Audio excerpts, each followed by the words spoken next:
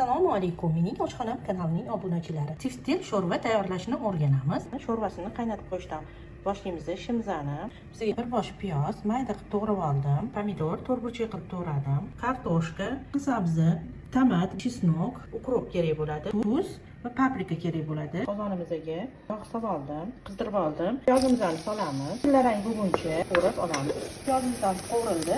Chesnokimizni solib qovurib olamiz. 1-2 daqiqa qovurib oldik. Ustiga pomidor, sabzi, paprika solib qovuramiz.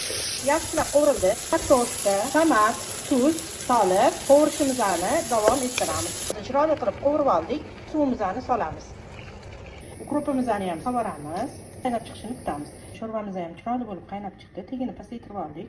Past olovda yarim soatdan to 40 minutgacha qaynatamiz. Tiftillarni tayyorlab olamiz. Bizlarga 200 gram yog'siz qiyma, yarim piyola guruch yaxshilab yuvib tozalab oldim. Kichkina piyoz mayda qilib to'g'rab oldim.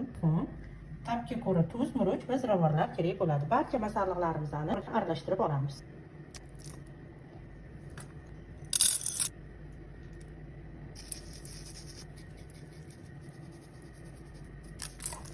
Qiymamizni ham aralashtirib tayyorlab oldik. Endi tiftilchini yasab olamiz. Yaxshilab pishirish kerak. Sho'rvamizda tiftillarimiz ochilib ketadi mana sizlar. Qolganlarini ham bir xil qilib yasab olamiz. Tiftillarimizni ham yasab oldik. Endi sho'rvasiga solib pishirib olamiz. Sho'rvamiz ham chiroyli bo'lib qaynab turibdi. Sal baland qilamiz. Qaynab turgan joyiga tiftillarimizni birin-ketin solamiz. Tiftillarimizni sovoldik. Qaynab chiqishni boshladi. Sekin astalik bilan aralashtiramiz, pasaytiramiz. O'rtacha olovda pishgunicha qaynab turadi. 25 daqiqa vaqt o'tdi. Tiftillarimiz ham pishib chiqdi. Endi buni chiroyli qilib suzib olamiz.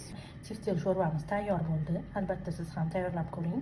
Keyingi videolarda ko'rishguncha xayr, sog' va salomat bo'ling.